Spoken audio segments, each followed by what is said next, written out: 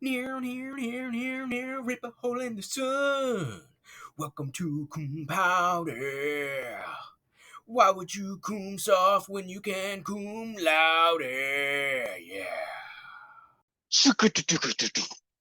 Hello and welcome to a mini Paude series. Today, I am your host, Arrivederci Kilo Turd, coming to you with a hot take coming in for the Public Honors College of Fantasy Football League predictions for the 2023-2024 Fantasy Football League season.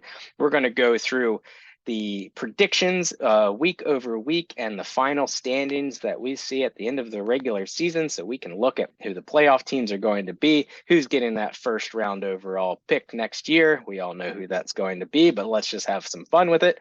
We're not going to go through every game we're going to talk about each week. We're going to talk about the big games each week, and we're going to see who's going to be atop the leaderboard. And then, hey, after 14 weeks, we'll see how good Arrivederci really is. All right, so let's get into it. Let's share the old screen here. We'll take a look at the sleeper application, and we'll be looking right into week one. So week one, I just want to call out a couple of big games that are coming up here. We've got a close match between the Judi Dench and the Big Dak Energy coming here, 115, 115. We know we've still got lineups to be completed and set, and who knows who else is going to get injured during the preseason. But look at that one. That's going to be a close call. We know that Big Dak Energy is going to come away with that one. But week one, just starting off with a big banger right there. And then who else is going to have a close call here? I think it's going to be Hammy Time versus Lordy Taint Party. Another close one, 113, 117. The Taint Party's coming out with that one. So we got wins coming across for Medusa's, Scooter Top G, Taint Party, the Sword of Miniscroti is getting the win. Tommy Barnes getting the win. We've got Cap getting a win right out of the gate, getting him a big win there with the porta potties, and then Hot July Pies getting a win out of week one. We're doing this real fast, doing it real quick. We're going to jump to week two, see if there's any kind of big games that we're looking at. And of course, I already know what I'm going to say for the end of the season standings, so that's why I'm considering these big games at some point. But look at Scooter Top G versus Big Dak Energy, another close one there. Team Scoot's getting that win, 100%. And then the Miniscrotes and the Matty Drips coming at it. We're going with Lordy Taint Party again. Just went and got that Tony Pollard deal. Eckler, Pollard just going after it, but another close match there. I love to see it. And then we've got Medusa's against the Hot July Pies. One key thing to look at with some of the predictions here, some of the projected points, is that Medusa's doesn't have a starting kicker. Still rostering and starting Brett Maher, the master of extra points for Dallas was not signed. So there's no kicker points anytime you're looking at projections for Medusa's. Let's look for a big pickup there. But that kicks us forward. We got a couple of teams at 2-0 right now between Medusa's, Scooter Top G, and the Lordy Taint Party coming in hot at the 2-0 spot. Keep on going here, week number 3. What do we got the call outs? Nothing special here. The teams that are good are going to win. The teams that are bad are not going to win. So we're going 3 teams 3-0 at this point. Medusa's, Scooter Top G getting the win over James Judi Dench. Hard to say, but it's going to happen. And Lordy Taint Party coming at it with Tony Pollard. Again, Tony Pollard. Let's say the name one more time. Tony Pollard. 3 teams at 3-0. We're going to get to week 4. This is a mini pod A. We're going fast. This isn't one of those full feature 45-minuters. We're going to go quick. Finally, Judi Dench can get on the board with a win against the Cum Sales, but that's not important. Let's look at the big hitters of who's 3-0. We got the Hot July Pies going against Big Dak Energy. That's a massive one. You can see the averages right here, 118 to 116. A key note is that Big Dak does not have Breece Hall in the lineup just yet, but hey, it's week 4. Breece Hall's ready to go by that point. So I think you see that projection going higher, and TL Barnes gets the win. TL Barnes gets a win. But then we've got 2 3-0s going against each other between the Pubic Medusas and the Lord Taint Party. The Lordy Taint Party, a little bit of mockery there, and the Taint Party comes away with the victory against the former champ. Look at that. What are we saying? All right. So we've got Now, two teams that are undefeated. We've got Lordy Taint Party and we've got Scooter Top G. Let's move on to week 5. Nothing significant week 5 with matchups. The teams that should win will win. Two teams at 5-0. Lordy Taint Party, Scooter Top G. Week 6, big matchups. Hot July Pies going against Scooter Top G, one of our undefeated teams. And then we've got the Oh, he froze like Nick on ayahuasca. We got the Big Dak Energy against the Lordy Taint Party. This might be a bye week issue for the Lordy Taint Party, and it is. Lordy Taint's got some bye week issues, going to get the first loss. 5-1 start is not bad. That's a good start. But how about Scooter Top G versus Hot July Pies? Scooter Top G coming into this week, week 6 as 5-0, leading the charge against a very capable Hot July Pies that was second to last year, but had some injuries and had some young folks getting healthy, getting their reps in and looking solid this year. Looks like it's going to be a close matchup, but we like the dramatic. We are going to keep Scooter Top G getting another win, going to 6-0. We now only have one undefeated team at 6-0, and that's Scooter Top G. You'll see that Scooter's just doing damage. Week 7, again, nothing really big exciting, but hey, we're getting into bye weeks. That looks rough for Judy Dench against the Taint Party, 77-101. Wow, gonna have to fill in some gaps there. Nothing significant in week 7. Minnescroti's powering through, doing very well at this point. Scooter Top G's looking on paper projections like it's close, but I did my research. There's bye weeks, and tight end girls just doesn't have the depth to combat, and so Scooter Top G gets another win and goes to 7-0. We're halfway through the season, so let's take a look. I'm looking up to my right. I'm looking at my notes. At this point in the season, we're going to have Scooter Top G at 7-0. We've got Lordy Taint Party at 6-1. We've got Sons of Minnescroti at 6-1. We've got TL Barnes with Big Dak Energy at 6-1.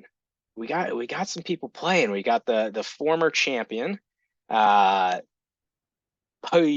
Madusas, at this point is going to be 5-2 in the game. So those are big heavy hitters right now, at this stage of the season. So let's look to week 8. We've got another good matchup. We've got Scooter Top G going against the Lordy Taint Party. It's a close one. Maybe there's an 8-point spread. Probably got some bye weeks going in there too, but we give the edge to the Scooter Top G. Can you believe it? 8-0 for Scooter Top G. The team is just solid. It's well built. It's not getting impacted by bye weeks too much. I think, doing this research, I saw a lot of tough schedules for some teams here, and you might not like what I'm going to say at the end of this episode, this mini Paude here with your overall standings, but some folks are just having rough weeks to face the wrong teams and collecting losses when they shouldn't. The notes just go off the screen there, and we're going to keep moving on to week 9. We've got an upset coming. Laporta Potties going against Pubic Medusas, the former champion, last year's champion. We're in week 9, and Medusas is trotting Rashad Penny out there, who is in a crowded backfield. He loves his guy. He loves Rashad Penny, but that's not going to cut it by week 9. That's going to be DeAndre Swift. And if you ask the Sons of Minnescroti, it's Kenneth Gaineswell's backfield to own. So I've got Laporta Potty upsetting Pubic Medusas here in week 9. That's a big one here. And then we've got the Sons of Minnescroti against Big Dak Energy. Look at that. Both of them are getting hammered by bye weeks in this one, some low projections at this point. But again, said this earlier, Breece Hall is not in this lineup yet. When you get Breece Hall in and we're at week 9, he's healthy, you're going to see a lot of points come there. And that's why I am giving the victory to Big Dak Energy, Sons of Minnescroti, taking an L there. Scooter Top G, a little bit of a layup. All right, so Scooter Top G is now 9-0. Pretty fantastic. Week 10, we've got another big match with Hot July Pies going against Lordy Taint Party. You haven't been following along because I haven't been saying it all along, but Hot July Pies started a little slow, started 3-3, but then is going on a tear. Hot July Pies has what it takes. They're going to get the win over Lordy Taint Party. They're going to make it happen. And then we've got probably the biggest matchup of the year. We have two teams at this stage, the Come Sail and Beth's Healthy Twins. At this stage, both teams are winless. Both teams have lost every game. They're 0-9. And this is the deciding game in week 10 of who is getting that first overall pick in 2024. And it's going to be the Come Sail, because if you look at these 85 to 81, there are some bye weeks, and gosh, there's just nobody to throw into that lineup for the Come Sail. It might be close. Hey, this could be exciting. 0 wins against 0 wins. Let's do it. But I've got the Come Sail staying winless, and Beth's Healthy Twins getting their first win. So look for that in week 10. Super excited for that matchup. Week 11, we're starting to get into it here. We're really, really getting some good matchups coming down the pipe. We got Lordy Taint Party against Tight End Girls. Ooh, what's happening there? Another upset. That's what's happening there. The Tight End Girls get Pacheco. He doesn't need Tony Pollard. He's going to wipe the floor with him. Tony Pollard's probably on the bye that week. Or week 11, Saints are probably on the bye if Lordy Taint Party's projections are that low. Saints are probably on a bye. That's the majority of the lineup there for Maddie Drip. So upset alert that Tight End Girls gets the win over Lordy Taint Party. We've got Scooter Top G going against the Sons of Minnesota. Two high firepower offenses here, projected for big points. Low impact of bye weeks this week. It shows Minnesota with a 121 to 119 advantage. But Scooter Top G is going to keep rolling. 11-0 for Scooter and Top G's. Let's do it. Another big matchup in week 11. Pubic Medusas and Big Dak Energy. You'll hear the same names over and over again. There's 5 contenders this year. This is what we're going to get to at the end of this. There's 5 big contenders: Pubic Medusas, Big Dak Energy, Lordy Taint Party, Hot July Pies, and Sons of Minnesota. 5 right there that you got to look out for predominantly. And who we got on this one?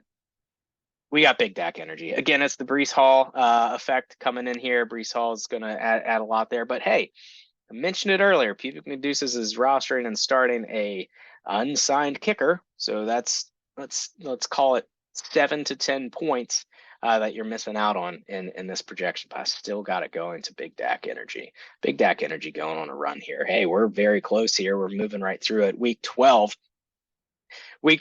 I got to do the shout out here. There's only one game that you got to care about, and that's Judi Dench against Pubic Medusas. And there's one thing that Judi Dench likes to do, and it's slay Gorgons. And so we got another upset. Pubic Medusas, unfortunately, is going to get beat by a couple of lesser teams this year. Just they're looking to the next game, and they're keeping their guard down, and some teams are slipping it by, so La Porta Potty gets a win over them in week 4, and then Judi Dench is going to come in week 12 and get another win over the Pubic Medusas. What else are we looking at? Let's go to it, Mo. Let's look at week 13. Let's do another. We're almost in the final week here. Week 13 has got Medusas versus Scooter Top G. Another big matchup for Scooter Top G. And week 13, Scooter Top G. You're 12-0. All of your players are on a bye. Pubic Medusas gets a hand-me-down and gets a nice victory here. Scooter Top G records their first loss in week 13. We thought we had a perfect season coming, but bye weeks finally came and struck down the Scooter Top Gs. So 13, 12-1 for Scooter Top G. Medusas gets the win. We got another big matchup here. Sons of Minnesota versus Hot July Pies. Look at that projection. You would think that there was no shot here, potentially, for a victory for Sons of Minnesota because of the bye weeks. And that is the case. Hot July Pies is going to wipe the floor with Sons of Minnesota this week. Hot July Pies on a big stretch. They're going to finish out the season 8-0. after starting 3-3. So big win for Hot July Pies. Let's do one more week, the final week of the season, and just wrap this up, and then we'll talk about the final standings. You're not seeing it all along. We're just calling out some big teams right now, some big matchups, and the last week of the year, the big ones that you're going to look at, the close ones here, is Lordy Taint Party versus Big Dak Energy, and the Big Dak Energy is a tough team. The Brees Hall factor, so deep with wide receivers, so deep with young running backs. They do have to trust Dak Prescott and concussion to a Vialoga. So, yeah, we're going to give the win. Big Dak Energy gets the win.